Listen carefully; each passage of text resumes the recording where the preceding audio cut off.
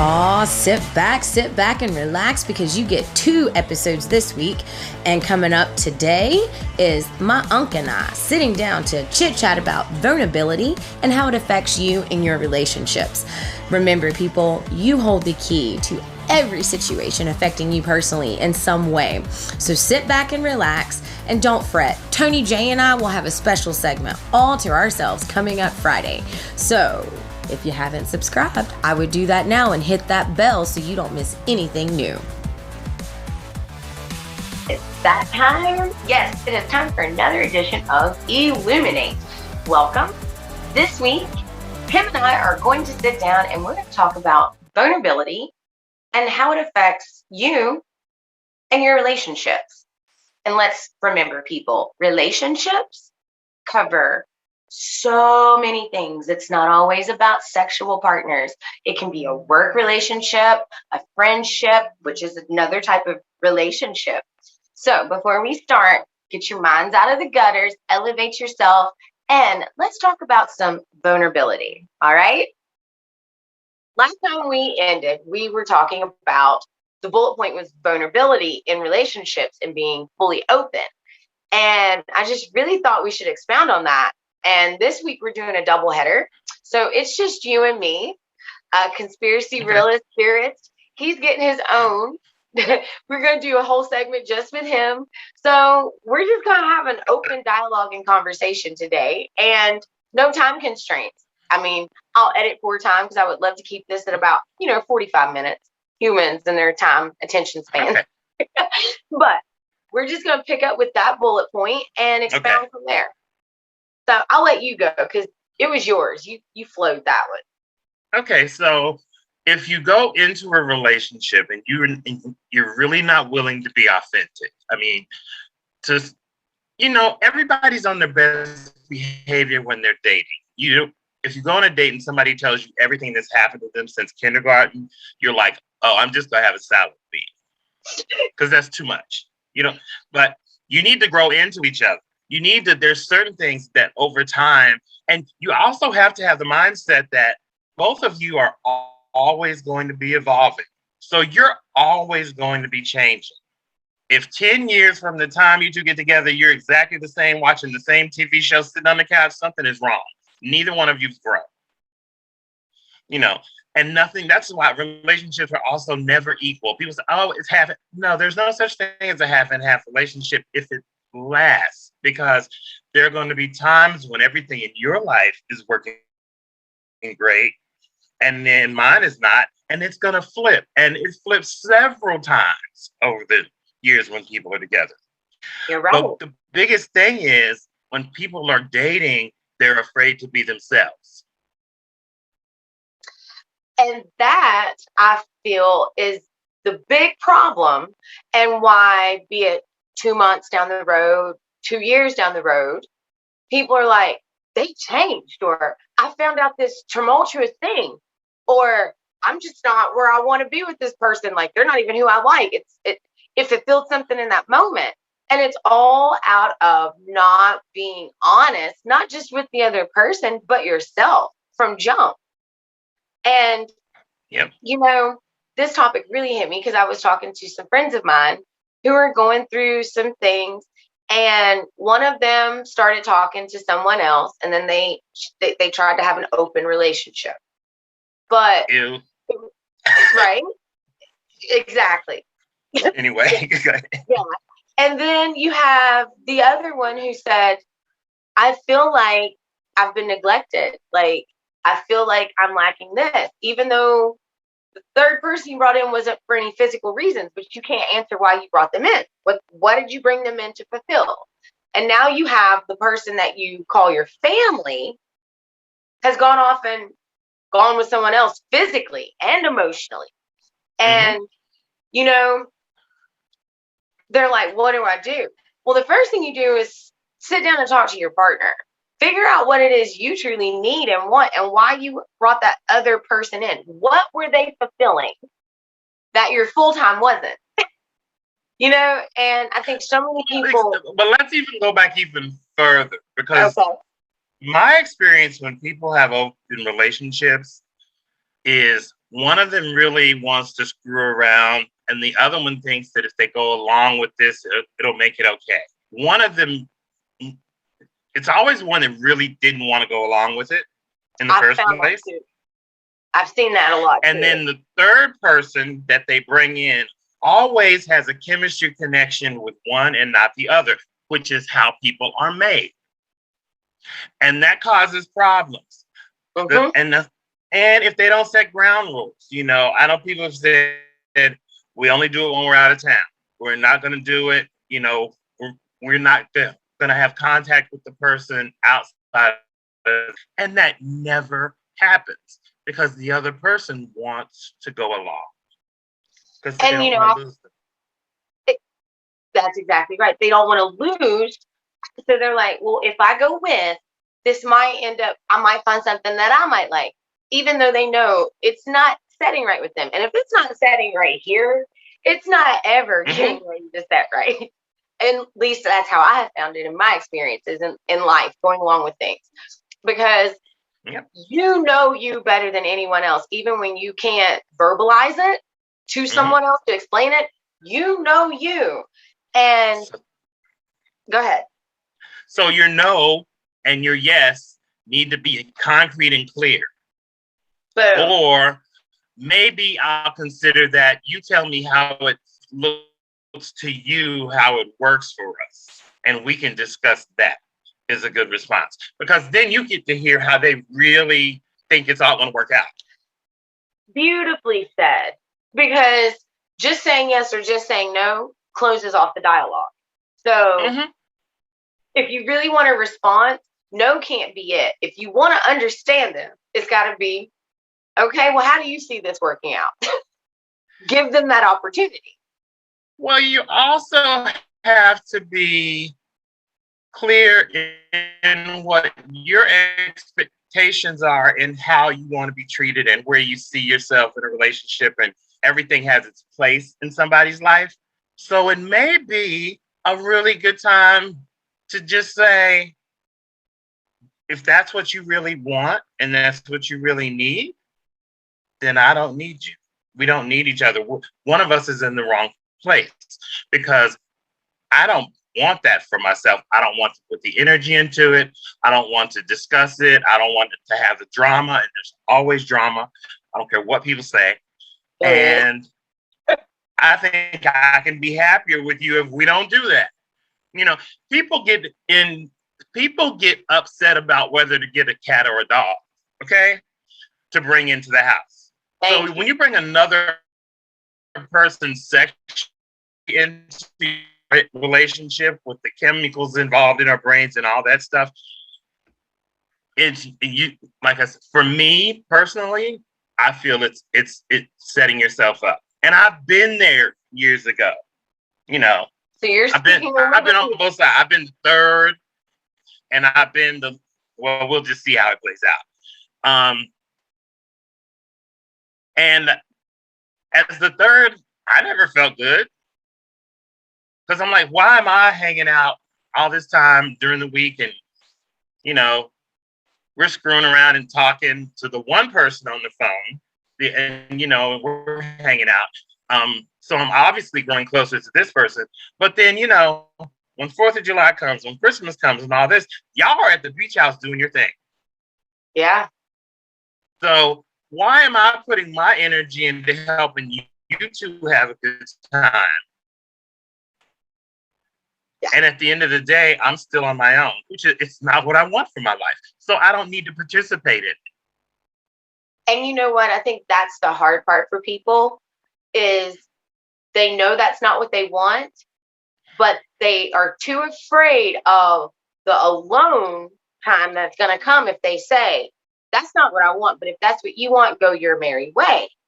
And that goes back to being open and vulnerable. If you're not open and vulnerable with yourself, how can you can't do it, or how can you begin to do it with anyone else? Exactly. So sometimes you have to sit down with a piece of paper, and or there's this thing called the 5 traits quiz, which we did. A lot of people have done it in different classes, and it talks about the 5 core things that kind of connect us as people. And I don't have them in front of me, so I'm not going to try to list them all. But one of them is being neurotic, which is, and it's all about how your personal levels, how you are with different things. And I come out pretty high on everything except being neurotic, which sounds good on the surface, but it also means that I pretty much take people as they are, and I trust people to tell me how they really feel. So I'm very often caught off guard with people because I'm like, that's not at all what we discussed. Right. Because we did discuss it. And they're like, yeah, but I wasn't sure. So, sometimes I fly by the seat of my pants. And generally when you fly by the seat of your pants, you know what happens? Your ass gets burnt. Amen. It's true though. You've got to have some sort of a plan, not necessarily plan to the letter, but there's got to be some type of responsible outline, or you have no clue what the heck you're trying to accomplish. And I know people who are okay with it. They've done this for years, but most of the people that I know that have done this, you know what the underlying thing is? What is it? Money and social status. Yeah. They can be as dirty as they want to over here with somebody, but they're going to get up and tell other people, oh, well, you should respect your partner. You should really cherish the person you love. And they have been doing this for 20 years, and they've gone through the drama. They go back and forth, and it cycles. One's mad, the other one's mad, one's taking the dog. And it's just a bunch of nonsense.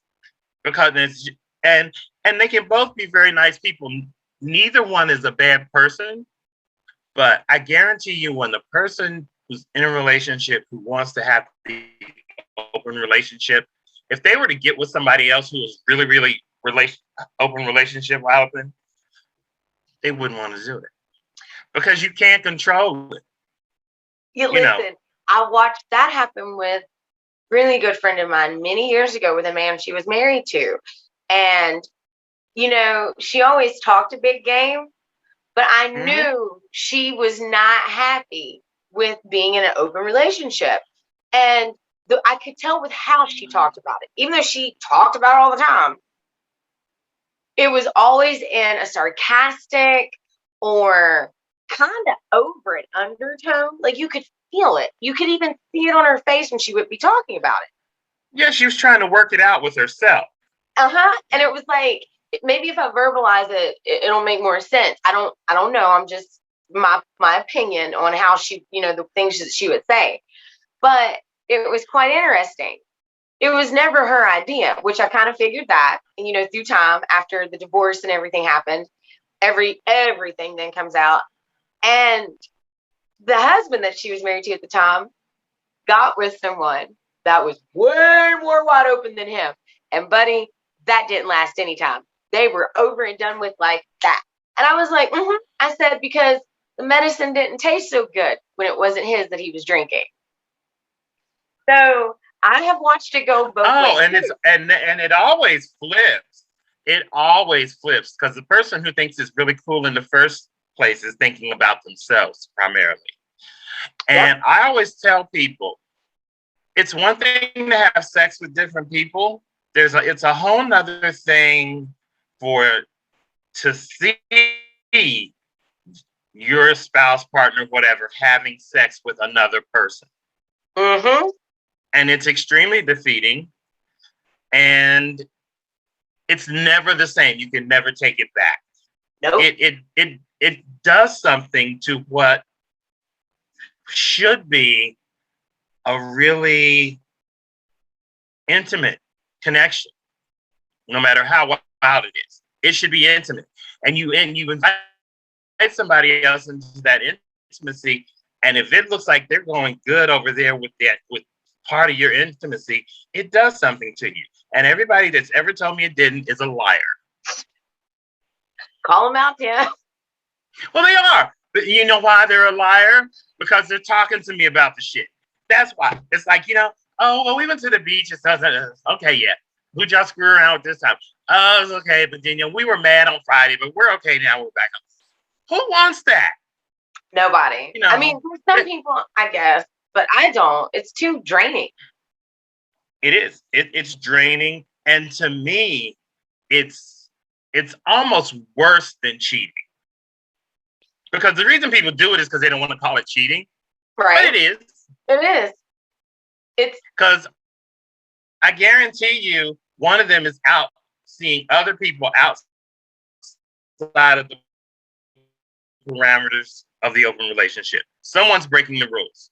And, maybe one of the rules is nobody comes to the house. Neither one of us brings anybody to the house. Somebody's bringing somebody home at lunch and screwing.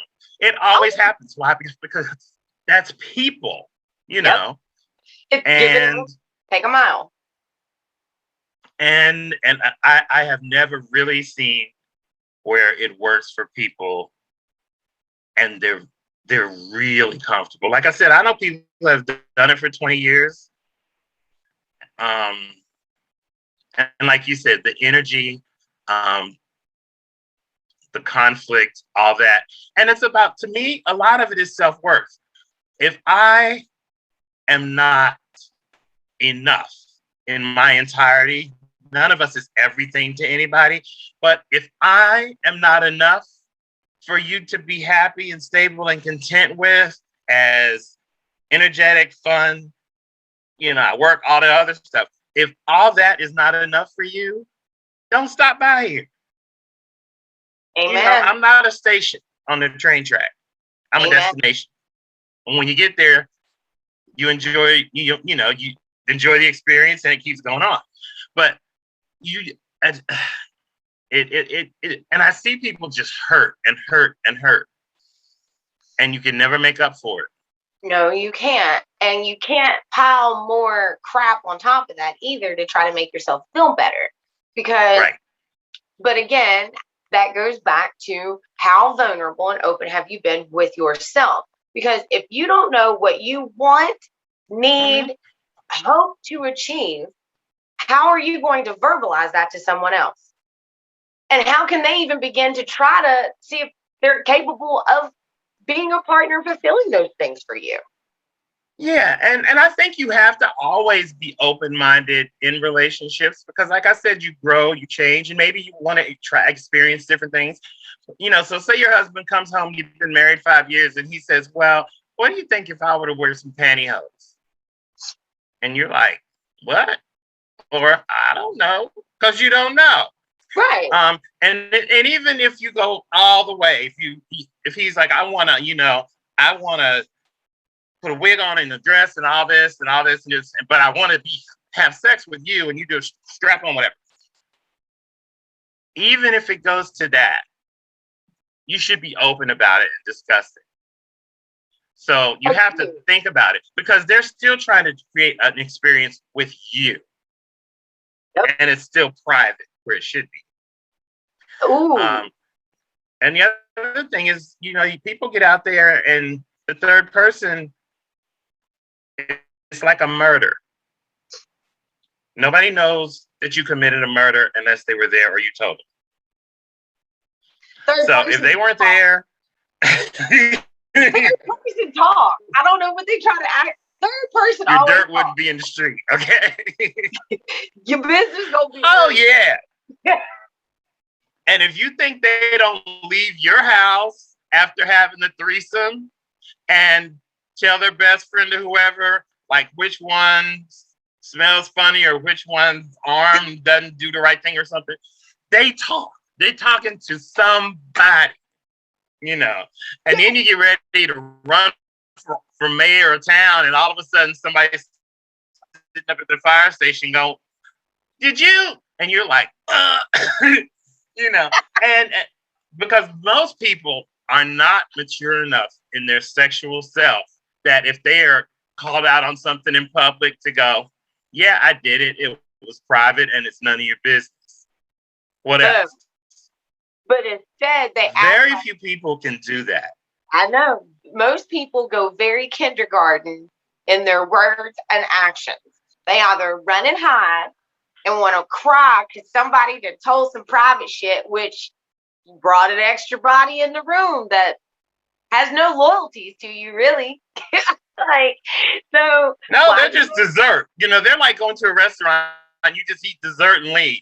You don't even care what else was on the menu. You don't know what they cook in the kitchen, but the chocolate cake was delicious. You ate it and you went home. Yep. So pretty much.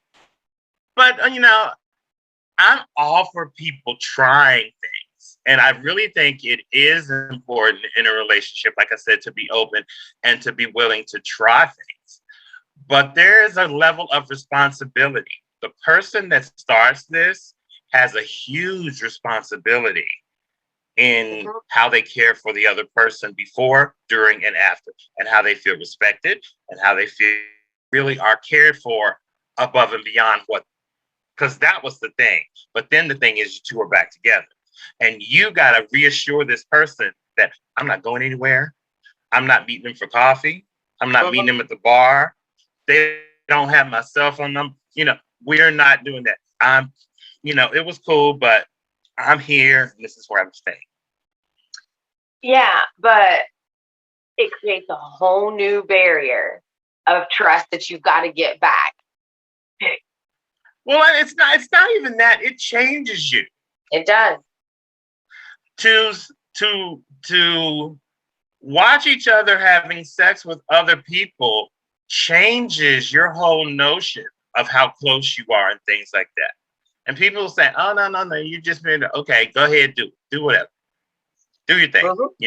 What I don't want somebody's dog watching me have sex. It creeps me out.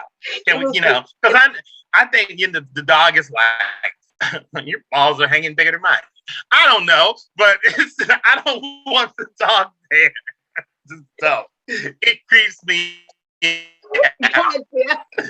Because pets are like, ew. Let me just all up in your grill, like, go somewhere. Oh yeah, and don't let them get frisky and happy and want to think that you're happy and want to jump up on the bed and get in and start licking. That's too much. Too much. So yeah, see, like, yeah.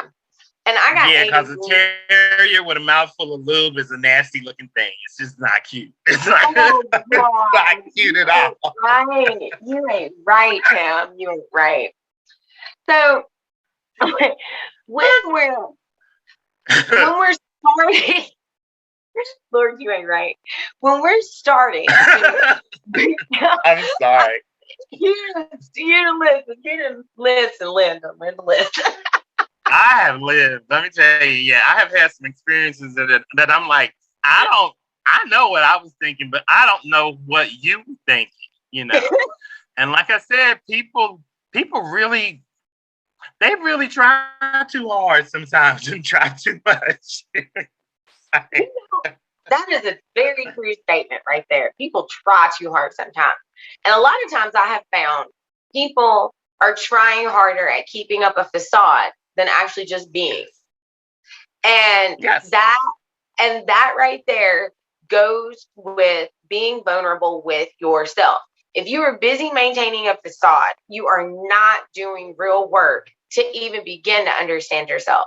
You're just trying to hide the parts that people have either shunned or didn't understand, or you yourself don't understand. You've done nothing to help yourself in any type of relationship, be it work, family, a partner. And I mean, and that's not opinion, that's just fact. That is fact. Yeah. If you are busy. Friends, one of the biggest things that when people get divorced for any reason, there's a level of shame. There's a feeling of a failure because you really dove in 110%, and your families like each other. So there's all these expectations that they really can work with this, and point to where you're like, it really comes down to, does this serve me in any capacity? Does this help me develop into the person that I want to be? Because I want to be seen as the person that I want to be. And I want to really be that person. I don't want to pretend to be that person. So if it's going to take away from that, or I have to be okay with, like you said, the facade. I really shouldn't be there. And I'm not built that way. And eventually it's what's going to happen is, instead of saying, you know what, we're not working out. Why don't, but I do, you're a good person. But we're not working out. I would much rather us just go our separate ways while we like each other than to do things and take this to a spot to where we hate each other. Because I think you're a good person. And when you fall in love with somebody, if people kill me when they say they dated somebody or they were married for 3 years, oh, I hate them. Then why'd you marry them? You didn't marry if you married somebody to hate them, something's wrong with you. Amen. It's like I said, I was trying to explain to a friend from another one time, a girl, we were in the car picking somebody up from the airport, and she was like, why do men in songs always call women bitches? I said, well, some women are bitches. Yeah. But most bitches are created. They're not built. And she was like, I don't know what you mean. I said, because most women, I don't know any women that get married or move in with the boyfriend with the purpose of ruining their life. They're there because they trust them, they want to be with them, they feel that this is somebody they can trust and grow together. And at the end of that, yeah, there's a period where you hate them, but if you don't want good things for them, want bad things to happen to them, any of that negative stuff, you weren't in love. They might have been serving a purpose for you, but you weren't in love. Because if you love somebody, if I love you, I want good things to happen to you, whether you're with me or not. Exactly. Because otherwise, I have to question myself as a person. All the qualities that I saw in you when I wanted to be with you are still there. You're either just not giving them or withholding them from me, but we're not responding to each other in the same way. But that doesn't mean that I want you to be hit by a truck. I want you to go have your life and be happy. And if you're not happy in the part of it with me, then let's be honest about it and move on and deal. Yep. Now, I will say there's some women that do get into it to ruin somebody's life because they are lonely individuals and they will do little seedy shit to get some men and trap some men. So there are some women out there. There are some men out there that do that same shit too. I have no men that have taken their women's birth control because they can't not be alone. And this one could be the one, but she might want to leave. So I'm going to see if I can trap her. So there are individuals out there that will do little dumb shit and it ruins people's lives. It makes people miserable. It does. How miserable can you be when you have to do shared child custody, negotiate all this stuff with people, because you were horny one night or for that week you thought they. But you know what? That's like what I posted yesterday, and I think it's still up. That's why you don't make forever actions with seasonal people. It'll lead to a lifetime of restrictions. It goes back to what you originally said. We are our own problem every day of the week. We are a recipe. We are part of the recipe for our problem each day of the week. We can find that piece where we could have done something differently or not done something. So when we keep putting people into these slots only because they fulfill a portion instead of actually fulfilling, but furthermore, you got to be fulfilled. So if you're looking for somebody to fulfill a spot in your life that you need to already be fulfilling, you're screwing up. You're screwing up. Yeah, and it's the same in everything. I don't care if it's money, work, relationships.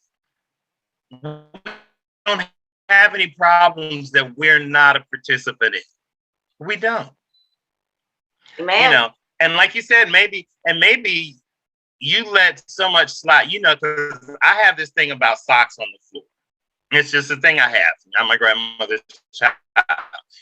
If you're watching TV and you want to take your socks off right there in the family room and take them off, I'm cool with that, but take them with you when you get up. I don't want to walk around and see socks in it. You know, that's a thing for me. And it's a thing for me more when I'm home more and I clean the house and I set the house up for us to enjoy it. It feels like really like a slap in the face. So, you know, you don't even respect that what I do to try to create a space to be with you.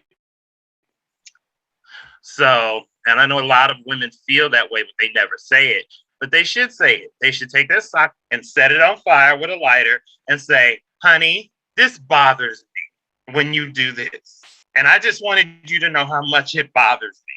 So can you please just one, because people don't break up over big things. People don't break up because somebody had an affair. People don't break up because somebody gambled away all the money. People break up over the little stuff. Yep. Because it's the little stuff that makes you feel unappreciated and uncared for, you know.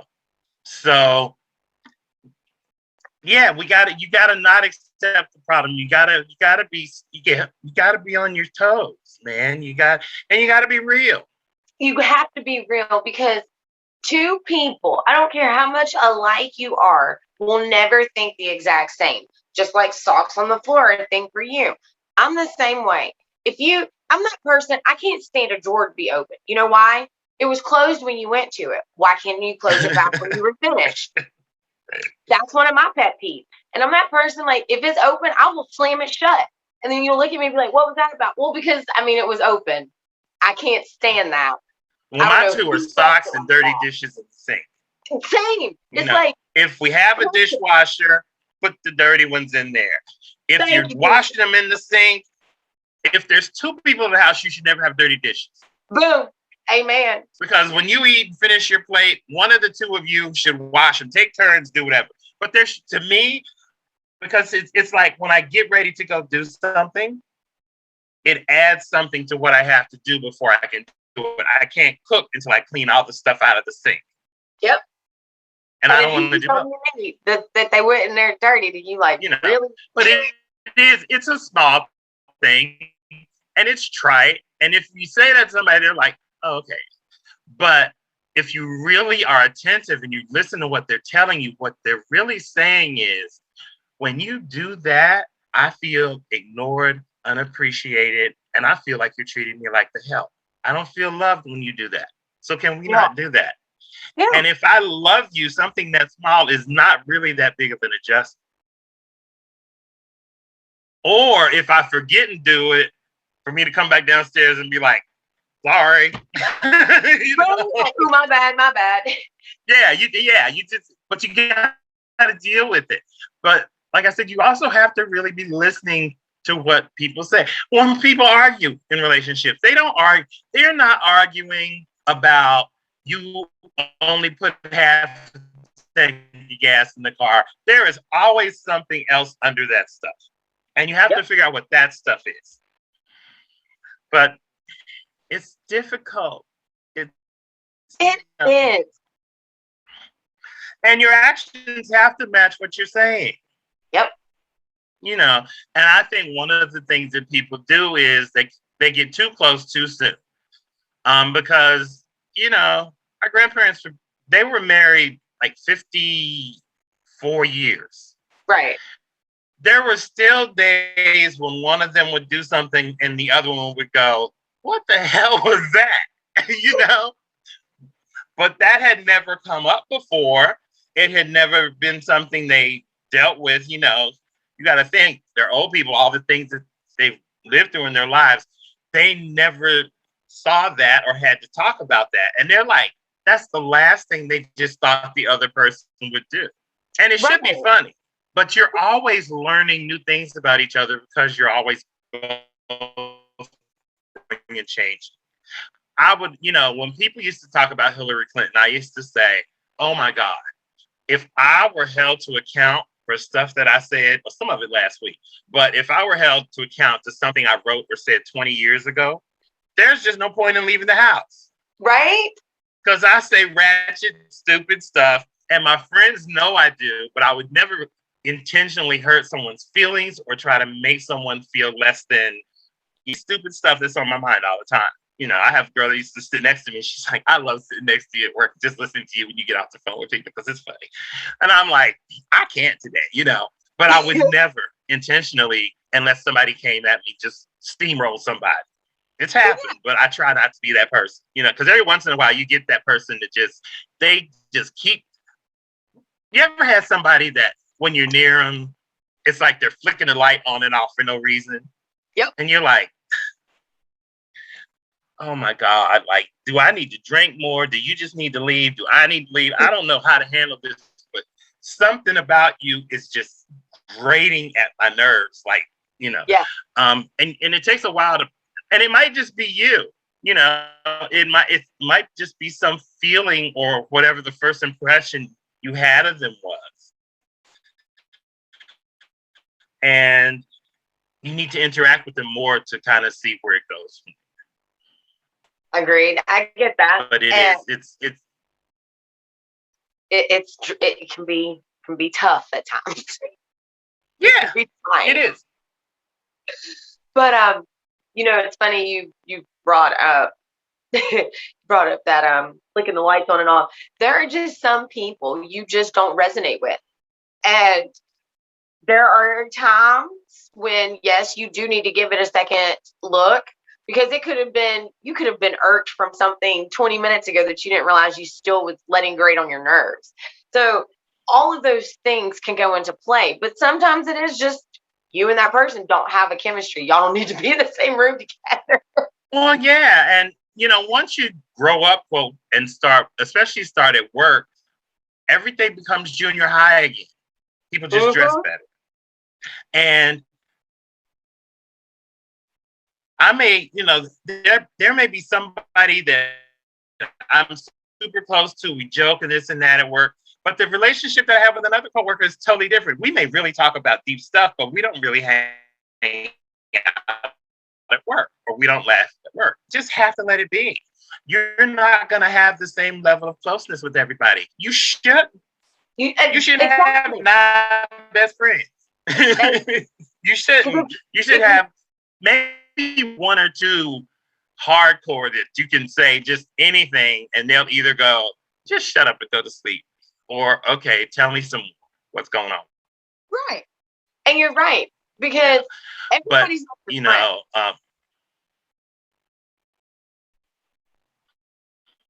yeah, and Brene Brown says, I love when she says, people have to earn the right to know your story. They don't need to know everything about you. 80% about you is most of the people you interact with you is none of their business. Yep. Period. And you really most of the time don't want to know. I'm like, oh my God, if she sits down here with lunch with me and she tells me all the stuff that's going on with her today, I'm gonna go in the bathroom, just stick my hand in the toilet. I just can't.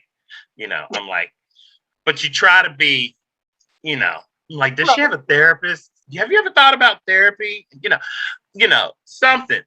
But you're like, oh my God. And like I said, I do it all the time. People tell me things and I go, why? And they'll say, I've never told anybody this, and I go, oh my God, here we go. I have to be the vault. Because, in the family, I'm the vault. Yep. I know. I pay attention and I know a little about everything that's going on. And then stuff blows up wide open. And I would get, did you know about that? Well, yeah. Yeah. It wasn't mine to talk about. I know. But people, no. People don't get that. And like, the same thing happens to me too, Tim. Like, but let's go back to the work scenario.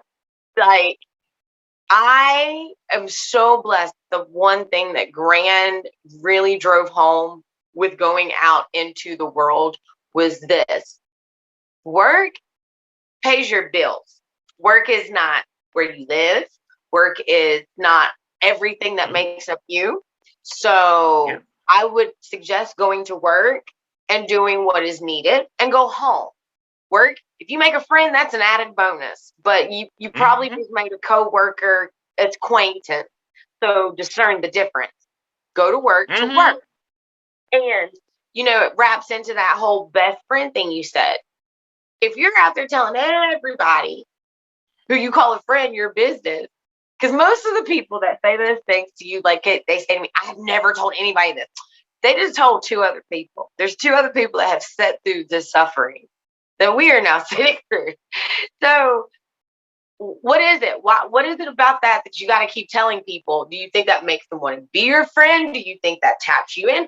I don't understand that mindset there. And I don't know that I it's will. difficult. It's difficult because when you're very accepting of people, they get very comfortable and they want to share stuff that they haven't been able to share, but it's not generally appropriate. And then it like I said, it makes you have to be the safe. You're the keeper of secrets. And that's a lot for people to carry. Yes. Yes, it is. And, you know, people, I almost refrain from asking people, like, you know, it's customary. It's like, hello, how are you today? I kind of just say hello. I've cut out the how are you because I'm tired of checking out in the grocery store. And I now have your entire life story. I kid you not. I had a woman one day. I had left the bar. And this was before, you know, when Walmarts were still 24 hours. And I had closed up and I was like, you know what? I'm going grocery shopping now. That way when I go home, I don't have to come back out because I was off. So I just wanted to go home and go to bed and just wake up whenever I woke up. Not have to adult too hard the next day. And I literally was checking out. I'll never forget it. I had $57 and like some odd cents worth of shit, okay? Wasn't a lot. But I knew that she was divorced, had been going through court for like a year. He wasn't trying to hear this, that, or the other, and wasn't letting to see the kids. But she had a new man, and they both worked at Walmart. And it was great. Listen, I had the whole $57 and some odd cents off because I said, how are you today?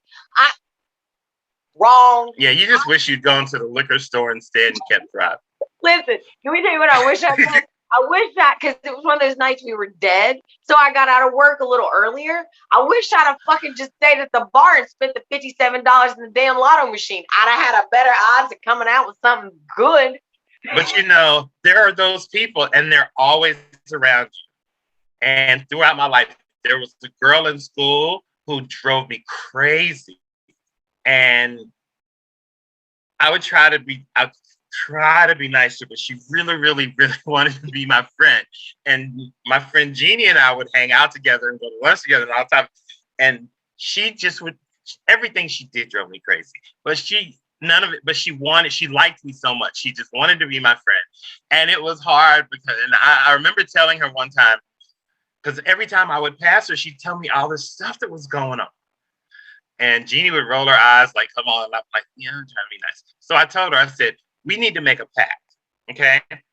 The only day that we can really get into talking about your personal problems is Wednesday. Can we make that as a deal? Yes, that's cool. Okay. I didn't have classes on Wednesday.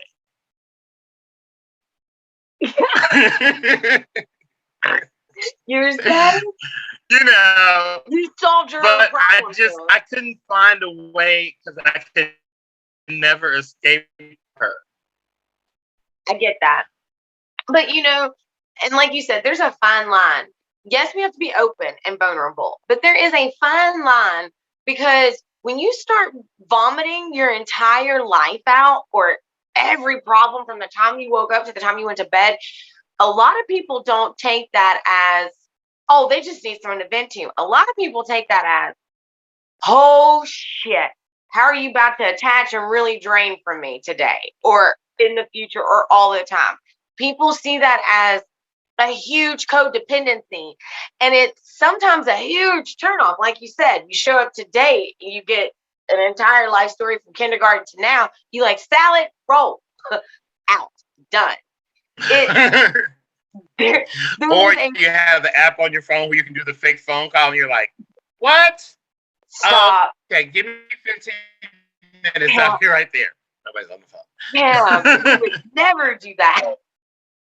But the reason that people do that is because they don't have connections with people in their lives. They just go to work, they go home, they were, you know, maybe they live with their parents or maybe they live on their own and they have for a very long time. And they are kind of lonely, but work is the only exposure they get. Just like some kids. Like if you're an only child, school is the only place you really see kids all the time. Right. So when you're there, you don't want to leave. You want to just keep playing. So, but it shows that, but it makes it difficult because, like you said, it actually pushes people away from you because you put too much on them. There was a lady that I used to work with who was really nice, who was like 6'3" and had two cats and a scooter one time because she was coming in the door and trying not to step on the cat. I always said the cat tripped her, but tore it. And it was just this thing. And I knew that the only thing she had in her life, except coming to work for years, was going home to the cats. And, and like I said, and she's a sweetheart. She'd give you the shirt off her back. And she's one of those people you're just like, please don't let her cat do anything crazy tonight. I don't, I know.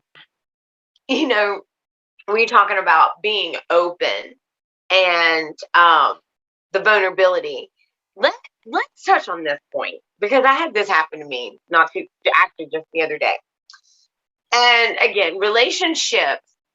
I feel like I have to say this right now. Relationships, people, don't just mean sex. There's work relationships. There's friendships. There's acquaintanceships. There's all different types of relationships. Okay, so when I use the word relationship, just make it a broad spectrum.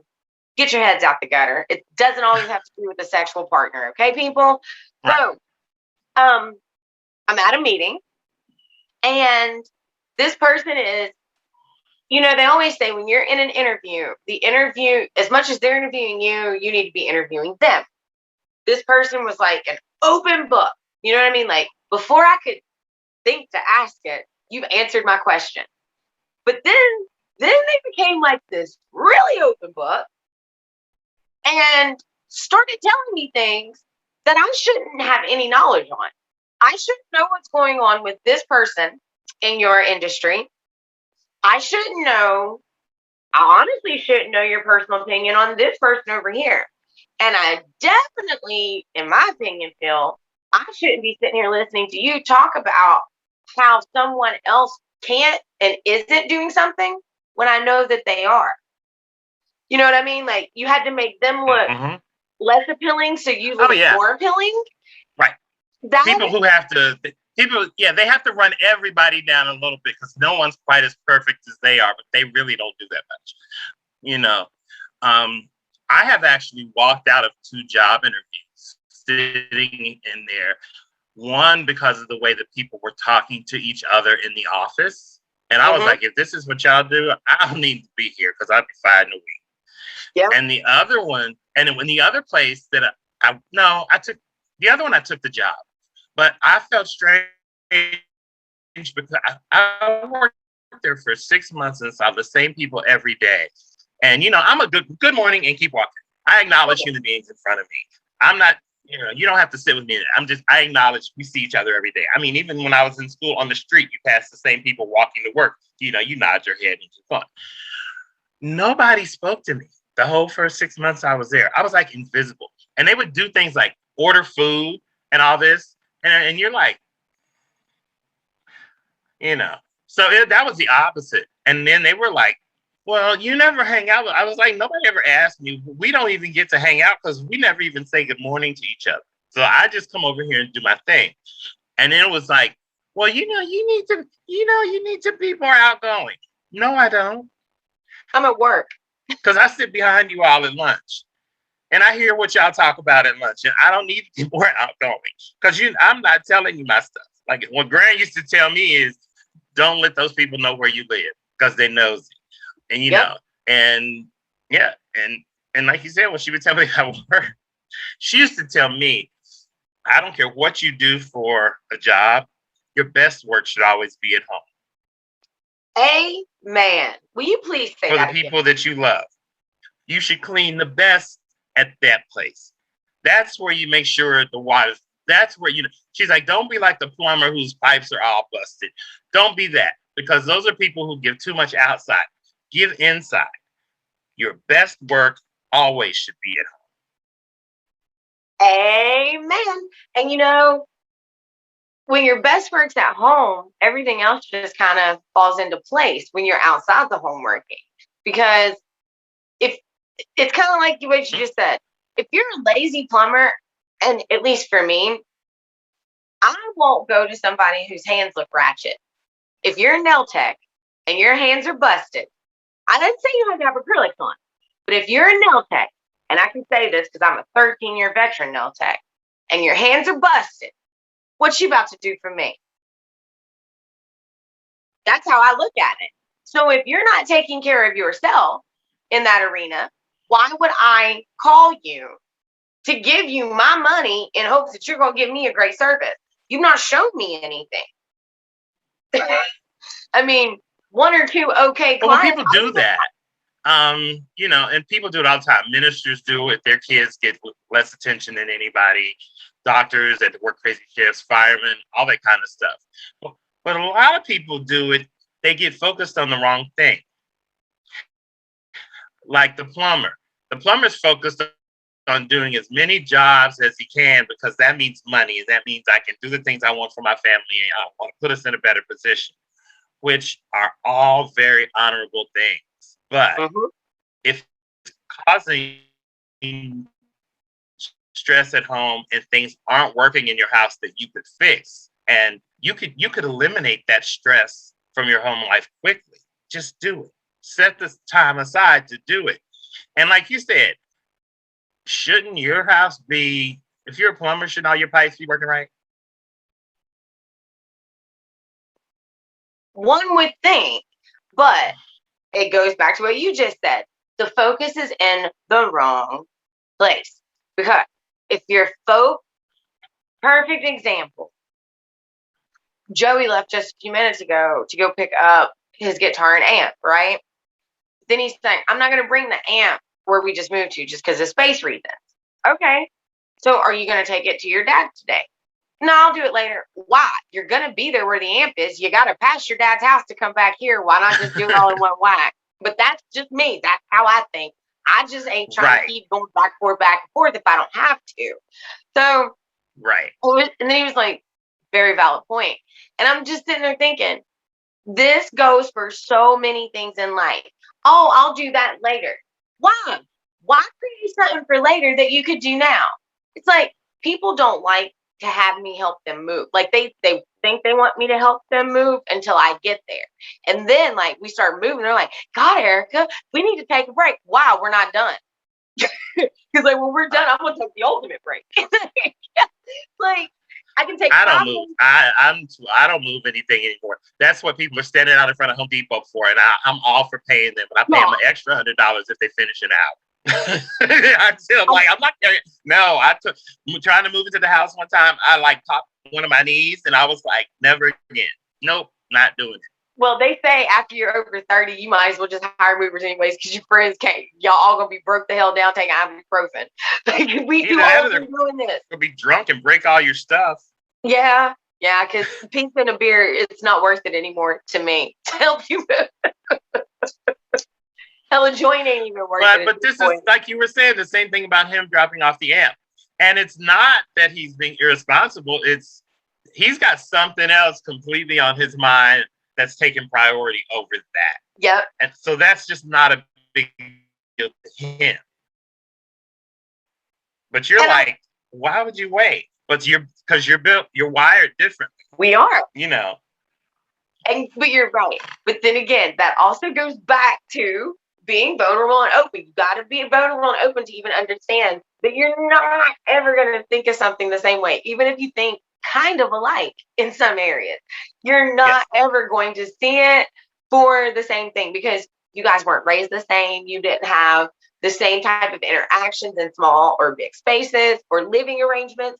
So, and all of those things go into play as you become a partner with someone. Even when we were talking about, like I said, being vulnerable is hard, but it's much easier than being misunderstood. It's much easier when you're trying to be clear.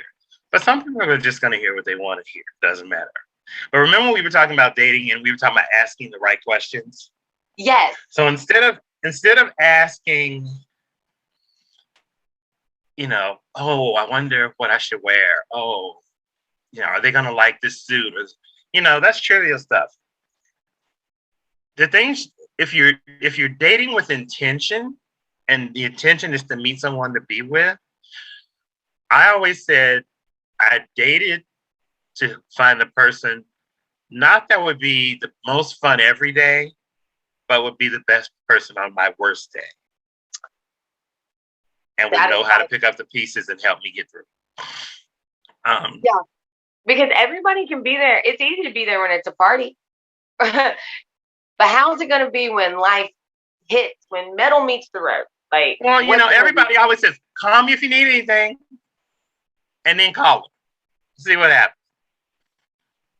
Oh, no, I got to take my cat to the dentist and have his teeth cleaned or something. It's something. Yep. But that's 80% of the people. But that's why 80% of the people don't need to know your intimate business. They don't need to know everything about you. They're not that close to you, really. And they're not people you're going to be able to depend on in that moment when you've done everything you can do. Yep. People love to know things, because then that usually gives people who themselves don't want to give their own pieces away, that gives them things to give away. And it's nothing to them. You know what I mean? Because what is it if I go run and tell something that you've told me that has nothing to do with me? It'll fill time. It fills time while I'm sitting with someone else, if that's how I operate. That's all it does. Because what purpose does it serve? Yeah. Well, they were talking about dating today between apps and everything. It's hard to connect with people and this and that. And I was like, well, do you date with intention? Well, what do you mean? When you're dating, are you dating trying to get to know somebody that might have potential for somebody to be with? And that's, if I go on a date with somebody, my intention is at least to hopefully make a friend, because I've seen enough of this person that I think we could be friends and we could chat and this and that. And if it goes further down the line, so be it. But that's not really, I don't date that way, but I date looking at qualities that I think people in my life should have. But I don't say, oh, it's Tuesday. What am I going to do tonight? I don't know. I might as well go on a date. But there's waste somebody's time, sitting in a restaurant somewhere talking about nothing. But there's so many people that do that, and then will cry and be like, I can't find nobody. But you're not dating with intention. You literally are doing it to fill time because you're bored. And they're on that merry-go-round. Yep. But you can't get off that merry-go-round until you become vulnerable. And it starts at home. I had a friend years ago who every 2 weeks was in love. I have found the right one. It's on. 2 weeks later, it's over. And you're just like, oh yeah, let's have some wine. And, you'll feel better tomorrow because you probably already met somebody. But that's they think that they need to do that, and they think that they got to be out there. They never take any time with themselves for themselves. And until that happens, they're going to stay on the merry-go-round. You brought that friend up that was in love every 2 weeks. And I've got to read this because it just keeps popping back up. The capacity to be alone is the capacity to love. It may look paradoxical to you, but it's not. It is an instinctual truth. Only those people who are capable of being alone are capable of love, of sharing, of going into the deepest core of another person without possessing the other, without becoming dependent on the other, and without reducing the other to a thing, and without becoming addicted to the other. They allow the other absolute freedom because they know if the other leaves, they will be as happy as they are now. Their happiness cannot be taken by the other because it is not given by the other. Right. That is which mostly means, for the biggest thing that's about is because you're willing to reserve judgment. Because if I feel judged, I can't tell you anything. I get that. It kills any chance of openness that you're gonna get. Yep. And because what you end up feeling is the person really, you either think they're not listening to you, they don't understand you at all, or you're really wanting them to be on your side. And they don't have to do any of those things. You're right. You were so right. But the friend, the person is like, I used to tell people, okay, all this is a mess, but I don't have to make all these decisions right this minute.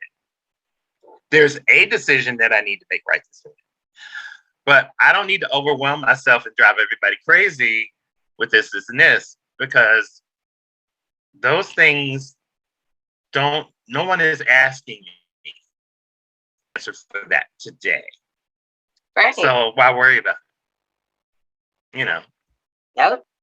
And I think a lot of problems when people start dating is they get so far ahead of themselves in thought that they trip themselves up. They feel like, oh, I got to do everything now. No, you do not.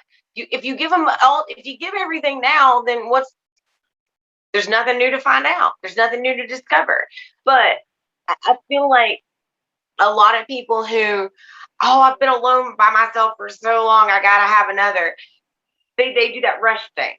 You don't have to give an answer today. It's a learning curve. You're learning something. But that's when I said they set themselves up for failure, because that's the point where you're seeing this person 3 times a week, you're hanging out together, this and that.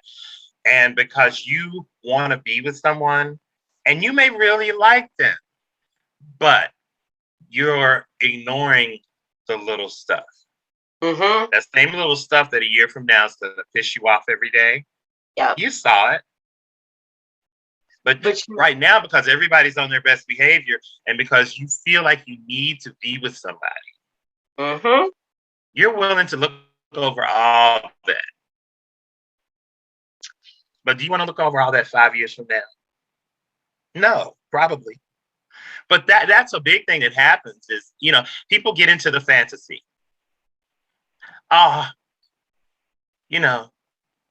Prince Charming just showed up driving a gremlin. But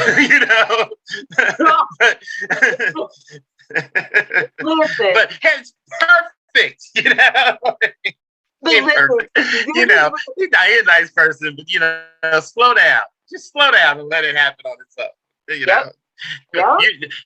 Because you're overlooking a whole lot of stuff. Like I said, you're not really paying attention. You're inviting them into your fantasy, and a lot of people are willing to just go along with it. You're gonna do everything for them, hand them everything. Why not? Yeah. But you gotta let it take its own course. You have to sit back and really to see something and to understand it. You can't just see it. You can't just know it. You have to feel it. You have to go through it.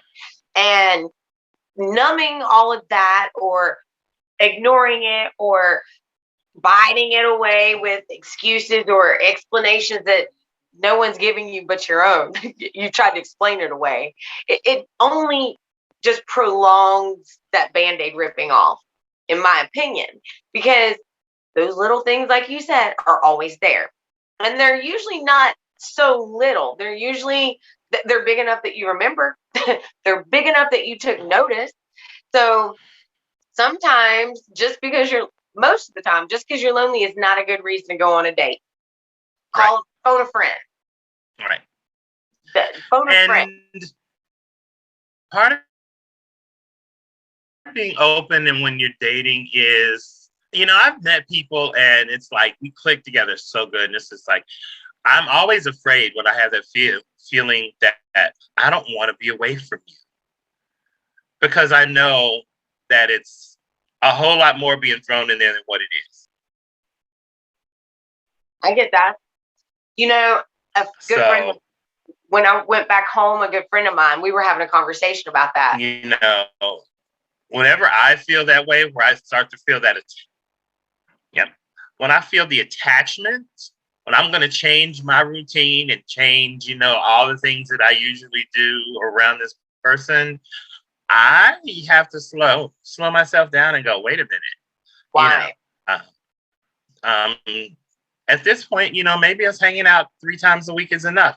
And I never want to feel like, I have never been the type of person that when I'm not with somebody, I may think about them, but I'm not wondering what they're doing and want to call them. The worst thing anybody can ever do is call me and go, hey, what you doing?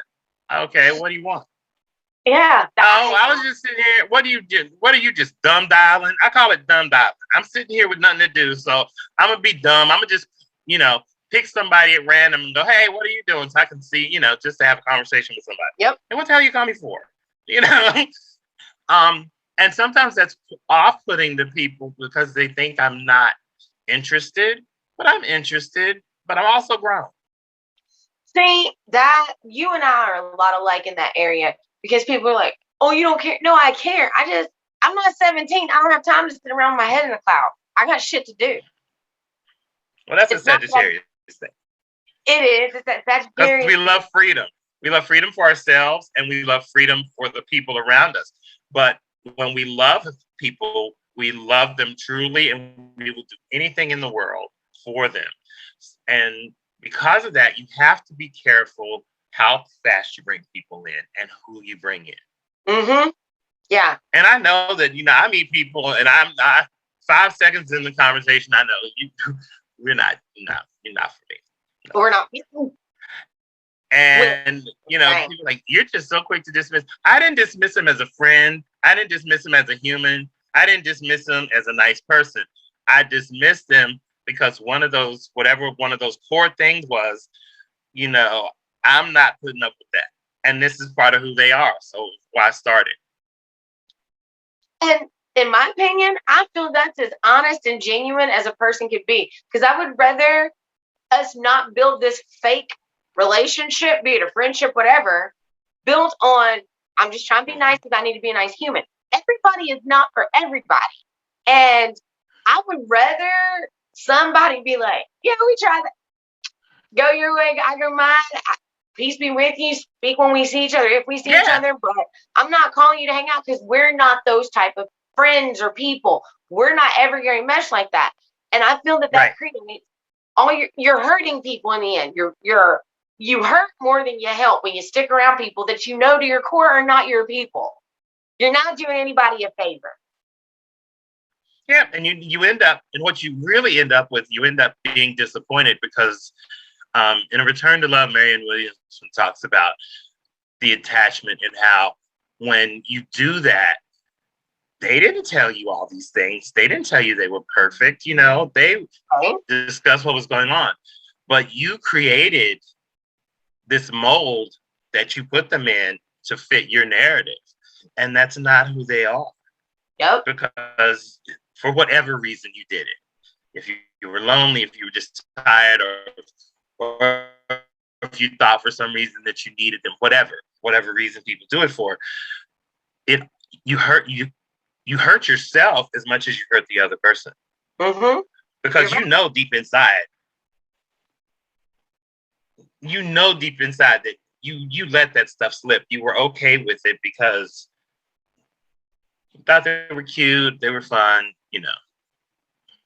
Yeah. But it all comes back to you. What were you willing to put up with? What questions did you ask yourself? What are you looking for? What is it? I've asked people, what their favorite color is. And I've had 50-year-old people tell me, I don't know. Really? Well, we're talking about doing something in your house. So I need to know what you like, not what I like. Yeah. Because people who decorate, a lot of them don't have a personal style. And then they have, client style. Right. Most of them have what they like style. Right. And any room that they do, you can see it because they do a lot of the same things and this and that. To me, that's not customer focused. And your relationship should be like that too. if you're having, like you said, if the same stuff keeps happening, and I've actually met people and went out with them, and certain things didn't click, and I've just told them, this you're really nice. This isn't going to work. Why? Because we already dated, and they look at me like I'm crazy. What it means is I'm seeing the same stuff that was in the last person. Yeah. Yes. And I didn't do anything about it. Yeah. So rather than, like I said, get on the merry-go-round, rather than jump into the same thing again, the person who was having those same things that I ended up not liking or didn't serve me well for who I want to be, I had to, be honest with myself and be grown and be like, stop it, knock it off. Yeah. But that is a whole level of maturity and openness with yourself that you had to reach throughout time. But I reached it because I got tired of being hurt and realized that the hurt was coming from something like I said, I participated in the hurt. They didn't do anything to me. They were trying to be who they were. But I had some expectations that, I had this level of where I wanted things to go with us. And I thought I had somebody that we were of equal mind and we had agreed, but we didn't. So, okay, now we're back here. Now what am I going to do? 2 weeks later, I start talking to somebody and I hear the same things and I see the same things. That's when you got to be grown up and you're like, don't do it. Don't do it. You already had that experience. Yep. Been there, done that. You brought up a good point. I want to circle back to it. And I think this is where we're going to have to call it. I just happened to see the time. But you brought up, you always get you go check in with yourself. When you yourself start getting a little, I might change my routine around or this or that. And it was funny. I had that same conversation with a good friend of mine. And we were talking about the father of one of her kids. And she said, it was great. We played well together. Everybody usually plays well together in the beginning. You talk about serious circumstances, but talking and being in it are two different things. So for her, she's like, he's the only ex I can't stand. And I looked at her and I'm listening to her tell me a bit about him. And I just looked at her and I said, why can't you stand him? She said, everything about him drives me crazy. He's not responsible. And I looked at her and I said, when did you learn that about him? When I got pregnant. I said, so his role, your need of him changed. She said, yes. I said, he couldn't change with the need. She said, no, and he never has. And I said, you're not. I said, he's a good time guy. Mm-hmm. He's a great guy to go out with, hang out, party with. Yep. But he's not going to bring diapers home, and he's not going to help you with that, and he didn't sign up for it. He didn't say that's what he wanted, But watch this. It's all fun and games until it's actually real. Anybody can talk a good game. It's kind of like, I couldn't stand when I was in the service to have a colonel or I couldn't stand having a commissioned officer who had never deployed. You know why? Only thing you can tell me is what the fucking manual says. Well, let's take that manual out in the field because half of the shit in the manual doesn't work. If you were in a real life situation, it don't work. But it sounds good on paper. Right. It reads well. So it was kind of like that. Oh, I could see me having kids one day. I could see this and that. But now one day is here. Now metal has met your body and it is time to pay the piper. Okay? You still haven't anteed up. And like she used the words, I hate him. I get that. But you also did. She doesn't hate him. She loves him. And she's mad at herself because she fell in love with somebody that wasn't going to meet her needs as time went on and wasn't going the same place. But all those things that she doesn't like about him, she thought were cute in the beginning. Yep. She thought, oh, that's cute. He doesn't care. Oh, he's so easy to get along with. We'll just do everything at the drop of a hat. Yeah, all those kind of things. They're cute at the beginning, but they're not cute when you're building a life with someone. No. But she's not mad at him because he's being the same guy. Exactly the same guy, actually. Like I told her, I said, nothing about him has changed. That's the problem. I said, yeah, and that's what you should have been looking at instead of being so lustful. I was like, I'm not trying to be mean. But that's not his problem. That's her problem. That's the problem. Yeah, he didn't have anything to do with that. He had nothing to do with that. She dragged him into that fantasy and then got mad when it didn't work out. But I said the person that she's mad at under all that anger is, one, there's some shame. I got pregnant by this guy. What was I thinking? You know, he's a nice guy, but he's a jerk as a dad. Okay, forget what everybody else thinks about that. You fell in love with him, you had a baby. He's still a kid, yada, yada. Yep. But, you know, you can't just go be hating him because you're influencing the child's opinion and you're creating tension that's unnecessary. Thank you. You know, you gotta own it. It's like, yeah, I shouldn't have done that. But he'll be that way when he's 60. He will. Because he never said he was going to be anything other than who he was. Right? And so many people don't pay attention. They get mad because, like what you said in the beginning, some people just hear what they want to hear or see what they want to see and will create a facade in their head and spin it however they need to spin it so that they feel okay and justify it. And then get mad. Want to get mad at the other person. It wasn't the other person. They've been doing the exact same thing they've always been doing. You just wanted it to appear or feel different. So you went with it for as long as you could. Yep. No harm, no foul. You put that cookie in the oven and it came out not like you wanted. Yeah. So. But we still all gotta eat it. Have done it. It's just, I think. Yeah, but you're supposed to learn from it. That's the problem, though. A lot of people aren't learning. They're just repeating the class. They still ain't learned shit. Well, when you get out of a relationship, I refuse to see someone who has been out of it more than 6 months jump. Because you brought as much junk to the relationship as the other person did. But until you deal with your junk, you know, like I said, this is a sit-down restaurant, not a drive-thru. So, you know, you can't just kind of think that it's on and a lot of people try to do that to try to forget people and to try to move on from the pain. But if you sit with the pain and if you look and you ask yourself, it was always you. I don't care. And they can be wrong. They can be really wrong on that side. But part of it was you. Mm-hmm. And until you deal with that in a loving way with yourself, you have no business talking to anybody else. Amen. Because you don't think that you should have changed anything. And you start all over again being, either in charge or whatever it is, or, but you haven't grown from that experience. Very valid point. So you really can't start anew. You got a very valid point there. I mean, and we watch it happen every day. Yeah, and most people, like you said, it's a progression. They do it.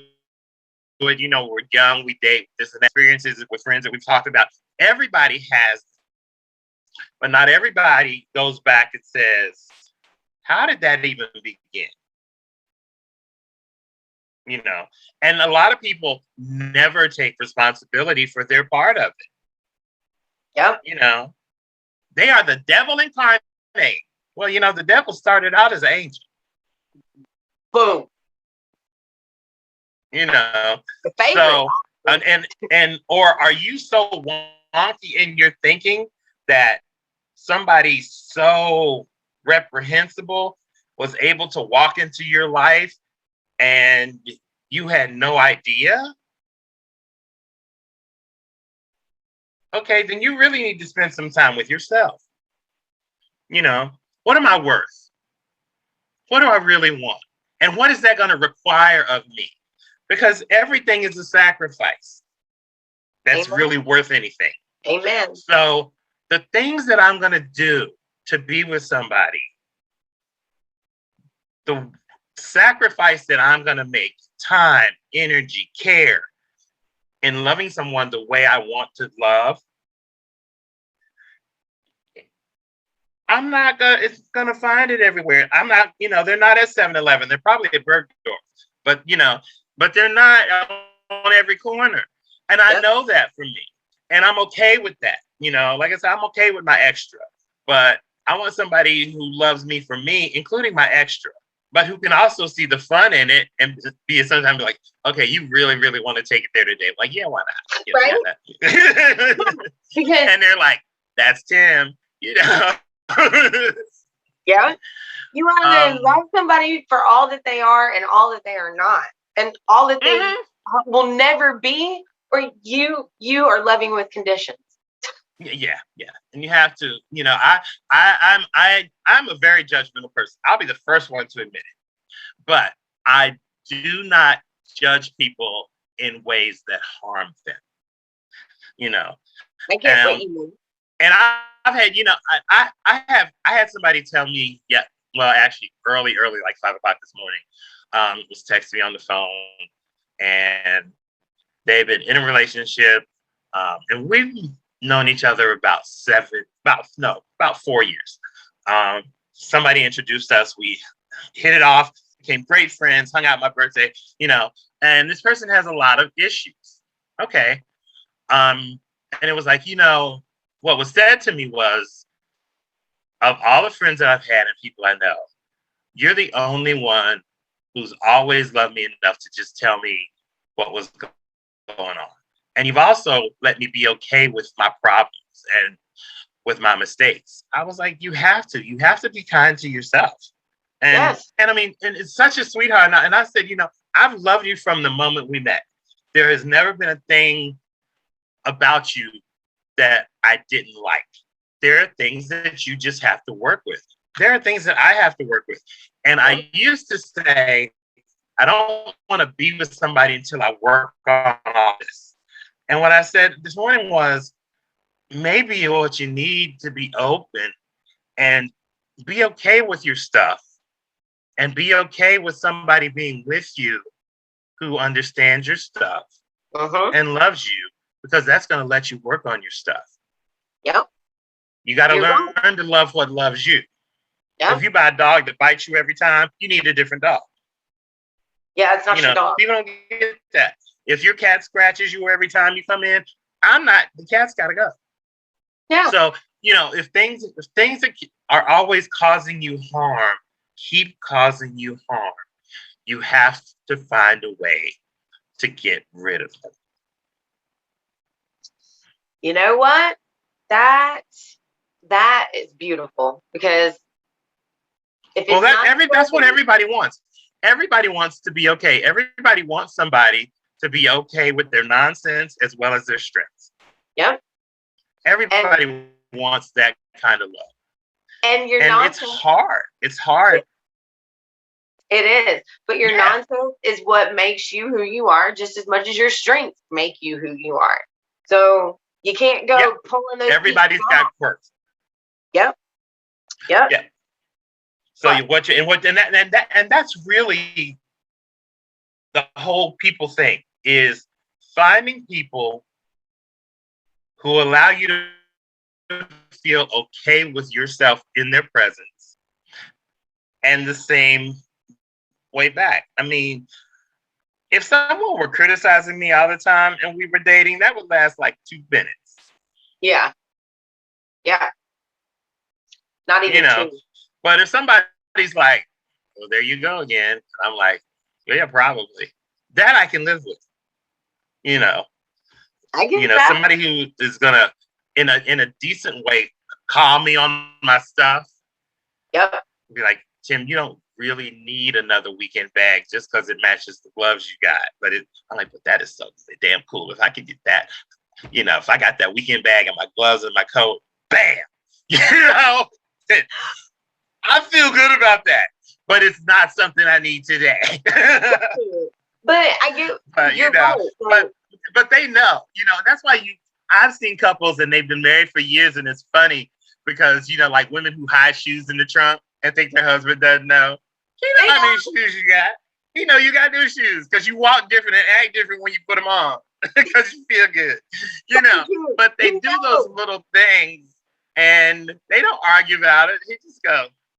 And he already knew when you talked about him, when you saw him, when you were online looking, you were like, oh, look at these shoes. You're like, they're bought. It's over. But they're going to let you go through all that. And that's the love.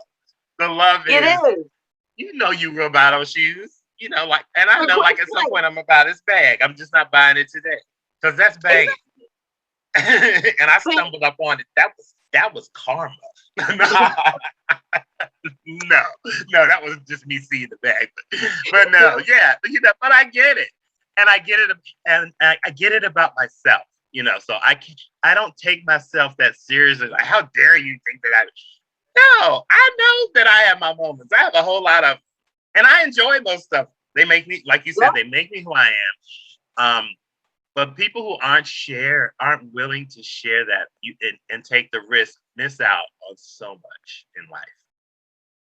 Amen.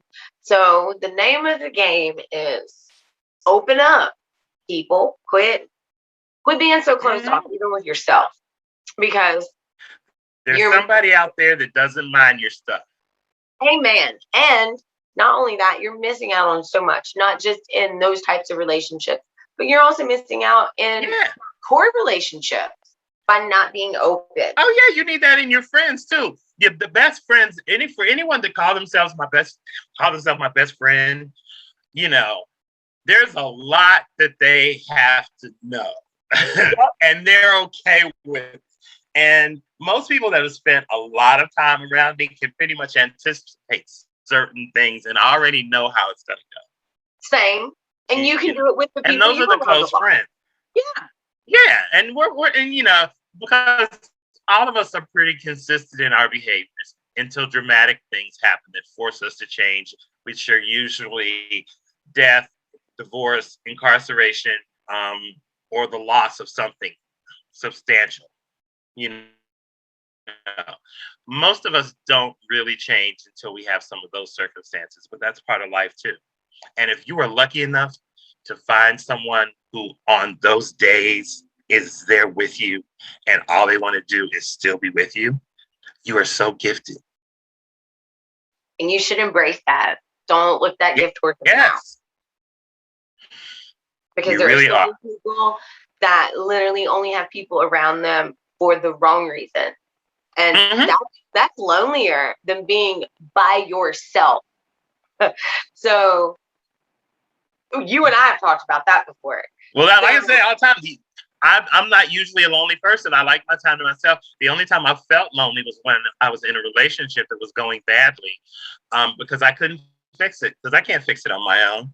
But I hated that feeling. I felt alone because I was losing, like I said, something that was very valuable to me in a part of my heart. But that's the only time that I can ever remember feeling lonely. And it was terrible. It was excruciatingly terrible. The wrong relationships will do that to you. And it was a hurt that I couldn't even describe for a long time. It just was a hurt that, the first thing he says, I'm never going to let anybody do that again. But then you're like, don't let that person change you and miss out on a person who's okay with your stuff. Yeah, because if you try to shield yourself from that hurt and that pain, you're going to miss out that person. You're going to be like, I'm not ready. I don't do that. Instead of being open and being like, give it a shot. You never know. Because it's usually not the way that you think it's going to be. It's usually some other way. And the best relationships are someone who saw you doing something, being yourself, and that's what attracted them to you. Amen. You're right. Because that's as genuine and as pure as it can be of an interaction and a connection. You couldn't have planned it if you tried. No, and you didn't even know that they were observing you the way they work, Yep.